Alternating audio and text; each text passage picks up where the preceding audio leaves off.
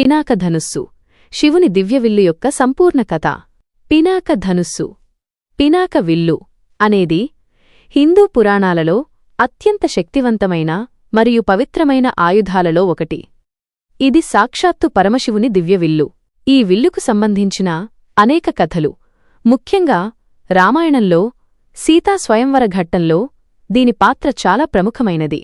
పినాక ధనుస్సు యొక్క సంపూర్ణ కథ ఇక్కడ ఉంది. పినాక ధనుస్సు పుట్టుక. పినాక ధనుస్సు పుట్టుక గురించి కొన్ని విభిన్న కథలు ప్రచారంలో ఉన్నాయి. అత్యంత ప్రబలమైన కథ ప్రకారం దీనిని విశ్వకర్మ, దేవతల శిల్పి మరియు వాస్తుశిల్పి సృష్టించాడు. మొదట విశ్వకర్మ 2 గొప్ప విల్లులను తయారుచేశాడు. ఒకటి శివునికి, మరొకటి విష్ణువుకు. ఈ 2 విల్లులు అపారమైన శక్తిని కలిగి ఉన్నాయి మరియు వాటి శక్తిని పరీక్షించడానికి దేవతలు తరచుగా వాటిని ఉపయోగించేవారు. శివుని విల్లుకు పినాకం అని పేరు వచ్చింది. మరో కథ ప్రకారం పినాకం అనేది శివుని ఆయుధాలలో ఒకటి. ఇది ఒకప్పుడు త్రిపురాసురులను సంహరించడానికి శివుడు ఉపయోగించిన విల్లు. శివుడు తన దివ్యశక్తితో ఈ విల్లును సృష్టించాడని కూడా నమ్ముతారు. శివుని వద్ద పినాకం.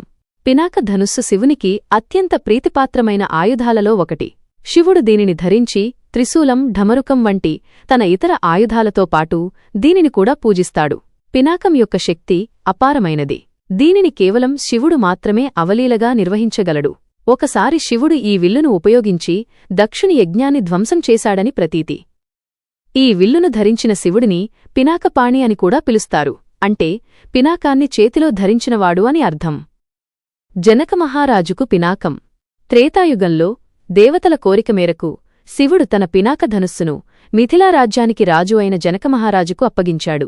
జనకుడు శివభక్తుడు కావడంతో శివుడు ఈ విల్లును అతనికి ఇచ్చి దానిని జాగ్రత్తగా చూసుకోమని కోరాడు.